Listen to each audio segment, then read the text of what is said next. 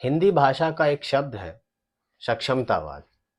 इस शब्द का अर्थ शायद आप न जानते हो, लेकिन अनजाने ही यह शब्द हम सभी के जीवन का हिस्सा बना हुआ है। भारतीय समाज के अधिकतर या यूं कहूं कि 90% क्रियाकलाप इसी शब्द पर आधारित है। सक्षमतावाद बहुत नया शब्द है, इतना नया कि आपको यह गूगल पे नहीं मिलेगा। सक्षमतावाद का अर्थ है ऐसे सामाजिक रिश्ते, बर्ताव और विचार जो इस धारणा पर आधारित होते हैं कि दुनिया में रह रहे सभी लोग शारीरिक तौर पर सक्षम होते हैं।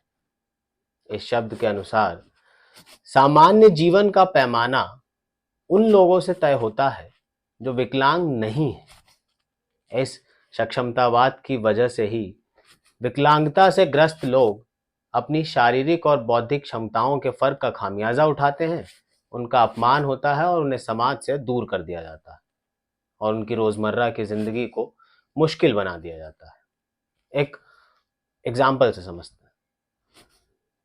करीबन 2 साल पहले की बात कि हमारे डिपार्टमेंट में एक कल्चरल प्रोग्राम चल रहा है। इस बीच मंच पे एक मोहतरमा आई और उन्होंने बहुत अच्छा गाना गाया।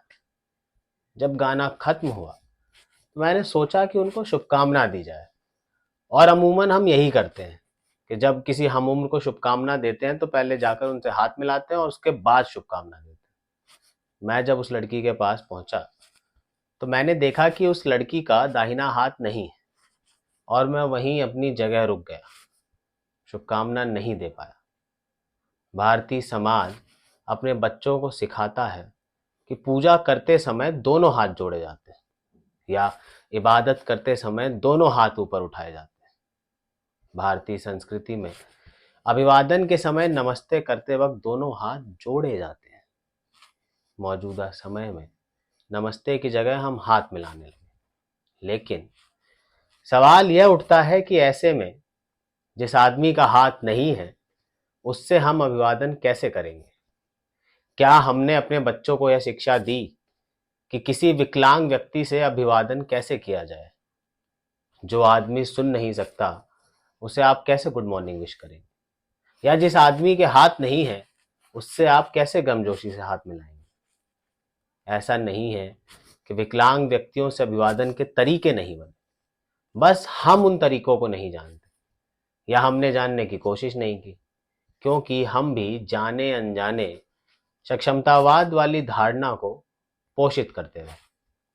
आप कुछ दिन पहले की स्थितियों को याद करें।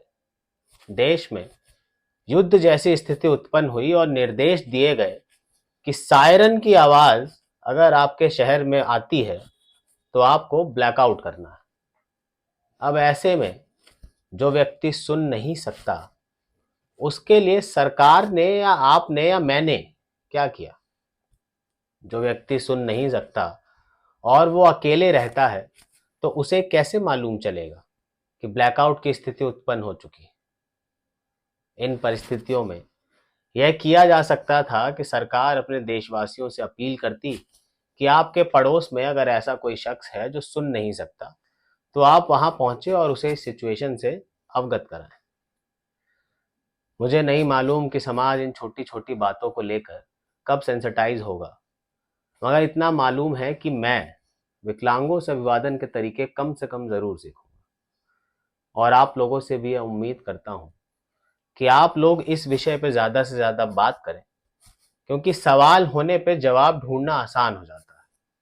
क्योंकि असली मुद्दा विकलांगता के प्रति सोसाइटी के रिएक्शन का है।